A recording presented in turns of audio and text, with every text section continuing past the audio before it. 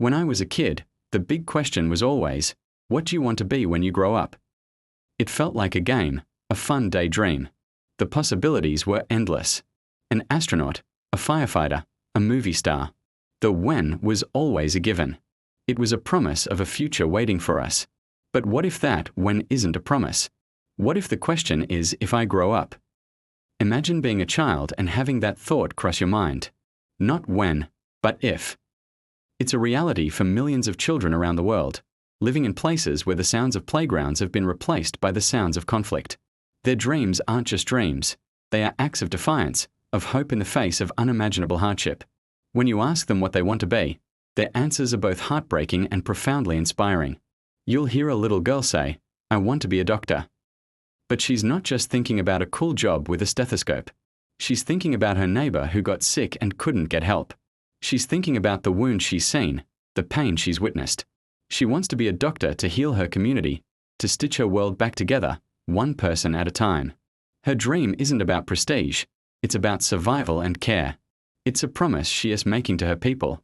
I will be there to help. Then you meet a young boy, his eyes full of a wisdom that no child should have. I want to be a teacher, he says. Why? Because his school was destroyed. Because his friends can no longer learn. He sees education not just as a path to a better job, but as a light in the darkness. He understands that knowledge is power, that it's something no one can ever take away from you. He wants to stand in a classroom, whether it's in a building or a tent, and share that light. He wants to give other kids the future that was almost stolen from him. And then there's the aspiring builder, a child who has seen more destruction than creation.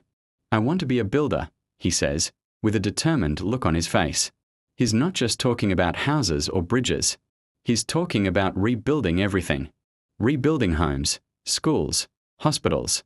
Rebuilding the very idea of safety and stability. His dream is to take the rubble and create a foundation for a new beginning. He wants to build a world where kids don't have to be afraid, where walls stand for protection, not division. These dreams, doctor, teacher, builder, are more than just career choices. They are a direct response to the chaos surrounding them. They are born from loss, but they are fueled by an incredible resilience. These children are not passive victims.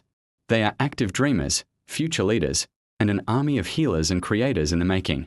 They see the problems in their world with stark clarity, and they are already imagining the solutions. They are the ultimate problem solvers. But perhaps the most gut-wrenching, the most profound answer you can hear is the simplest one. When you ask a child what they want to be, and they look at you and say, "I want to be old." Think about that for a moment. Not a profession, not a role, just the privilege of living a long life. The chance to see their own hair turn grey, to have wrinkles from smiling, to watch their own children grow up. For them, growing old is the ultimate achievement, a victory against the odds that are so cruelly stacked against them. It's a dream that puts all our other ambitions into perspective. We worry about our careers, our finances, our next vacation. They dream of simply living to see tomorrow, next week, next year. It's a powerful reminder of what truly matters. It's a call to action for all of us. These children are not just statistics in a news report.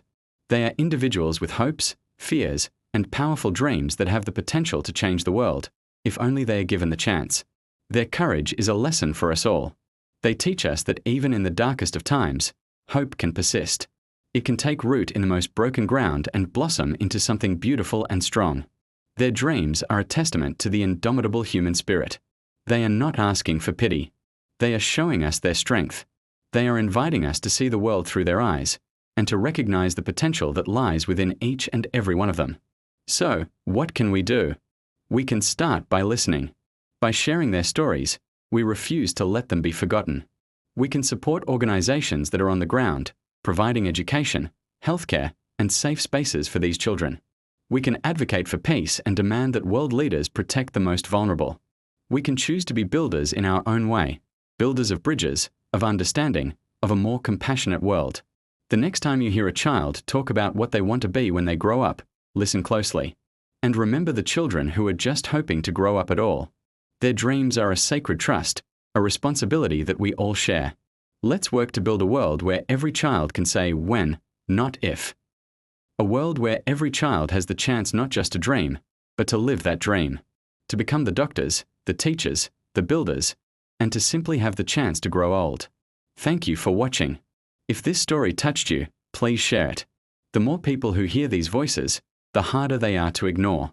Subscribe for more stories that matter. Let's keep the conversation going.